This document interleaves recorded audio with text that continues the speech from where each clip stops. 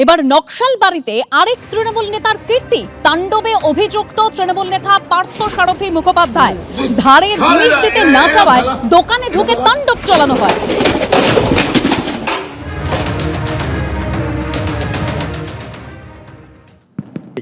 তৃণমূলের নেতাদের এই যে দাপাদাপি, এই যে তাদের মাতব্বরি, এই যে তাদের সন্ত্রাস, এই যে সিন্ডিকেট রাজ, এই যে মাফিয়া রাজ, তো গোটা রাজ্যের মানুষই কিন্তু আজকে কিন্তু চরম এখন অসহায় হয়ে আছে। মানুষ এর থেকে পরিত্রাণ চায়। তো স্বাভাবিকভাবে নকশাবাদী যে ঘটনাটা ঘটেছে, তিনি বাকি কেন দেবেন? আর বাকি দেবেন না বলে তার উপর চড়াও হতে হবে, তার দোকানে ভাঙচুর করতে হবে, তাকে মারধর করতে হবে, এটা কোন দেশের আইন? তো স্বাভাবিকভাবে পুলিশ তাদেরকে গ্রেপ্তার করে নিয়ে যায়।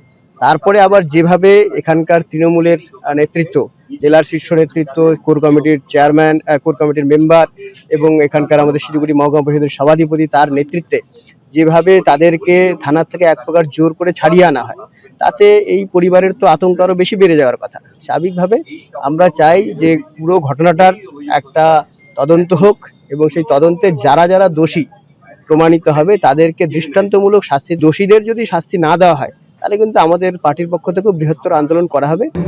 5th ফেব্রুয়ারি আমার বার্থডে থাকে, সেটার সেলিব্রেশন হয় 6th ফেব্রুয়ারিতে।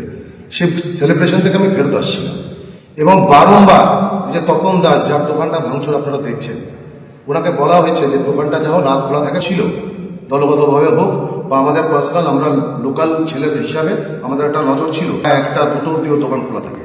দোকানে হয় কি, কিসের জন্য দোকানটা খোলা থাকে? কত ভাষার মমতা ব্যানার্জির নামে গালাগালি শুরু করে। আমাদের অভিষেক ব্যানার্জির নামে শুরু ওখানে দাঁড়িয়ে আমি সহ্য করতে পারিনি। আমি সহ্য করতে না পেরে সেই দোকানের ভিতরে ঢুকি। সেই দোকানের ভিতরে ঢুকে আমি ভিতরে প্রথমে খুঁজতে যাই যে কি ওর দোকানের ভিতরে অবৈধ পাওয়া যায়। সেটা যখন আমি পাই না, তখন আমি দোকানটা ভাঙচুর শুরু করি। হুমায়ুন কবিরের মেয়ে সহ তার শ্বশুরবাড়ির একের পর এক সম্পত্তি বাজেয়াপ্ত করা হলো।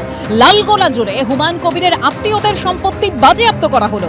লালগোলায় হুমায়ুন কবিরের মেয়ের শ্বশুরের জমি, বাড়ি, লজ, স্কুল সিল করে দেওয়া হলো।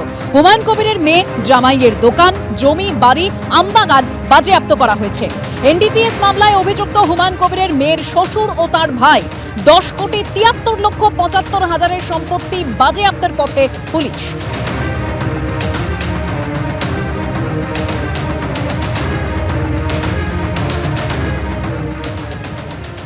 বাগান, লিচু বাগান, ভুট্টার ক্ষেত রয়েছে, সেই জায়গার ভেতরে একেবারে গোটাটাই হচ্ছে বাগান এলাকা।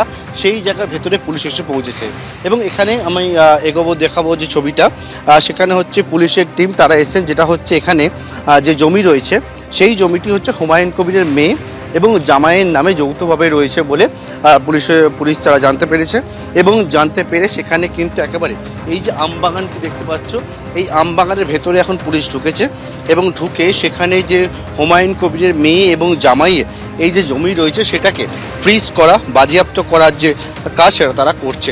বিভিন্ন জায়গাগুলো আমরা দেখেছিলাম এর আগে, বিভিন্ন জায়গায় যখন পুলিশ যাচ্ছে, গিয়ে সেখানে গিয়ে একটা বোর্ড টাঙিয়ে দিচ্ছে এবং ফ্রিজিং যে অর্ডার, সেই অর্ডার একেবারে লাগিয়ে দেওয়া হচ্ছে।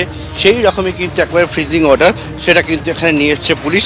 গতকালকে 3টে জায়গার পর আজকে 2টি জায়গা আমরা কিছুক্ষণ আগে দেখি এবং তৃতীয় যে জায়গা রয়েছে সেই তৃতীয় জায়গাতে একেবারে বাঁশ নিয়ে যাচ্ছে পুলিশ হাতে করে, সিভিক ভলেন্টিয়াররা তারা বাঁশ নিয়ে যাচ্ছে এবং যে অর্ডারের যে কপি রয়েছে সেই অর্ডারের কপি অনুযায়ী যে ব্যানার সেটাকেও নিয়ে যাচ্ছে। এটা হচ্ছে হুমায়ুন কবিরের মেয়ের আমরা দেখেছিলাম যে দোকান, সেই দোকান তার নামে ছিল, সেটাকে বাজেয়াপ্ত করা হয়েছে। হুমায়ুন কবিরের মেয়ের শ্বশুর তার একটা জমি, সেই জমিতে ফ্রিজিং অর্ডার দেওয়া হলো।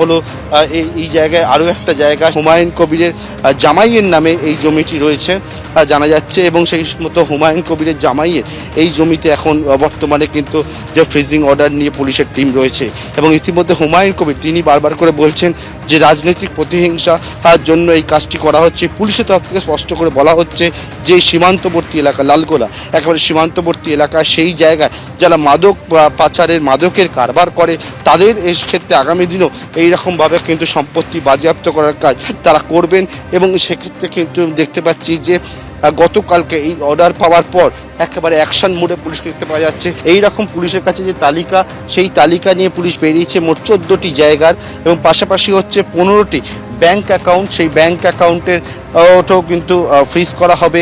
2টি গাড়ি ফ্রিজ করা হচ্ছে এবং বাঁশ নিয়ে যে ব্যানার, যেটা নিয়ে অর্ডারের যে ফ্রিজিং অর্ডার, সেটা নিয়ে পুলিশের টিম তারা কিন্তু ভেতরে প্রবেশ করছেন এবং যে জমিতে আমরা এই মুহূর্তে এসে পৌঁছেছি এটা হচ্ছে হুমায়ুন কবিরের মেয়ের স্বামীর নামে রয়েছে, অর্থাৎ হুমায়ুন কবিরের জামাইয়ের নামে রয়েছে, এবং সেখানেও কিন্তু এইরকমভাবে যে বাজেয়াপ্ত করার কাজ সেটা করা হচ্ছে।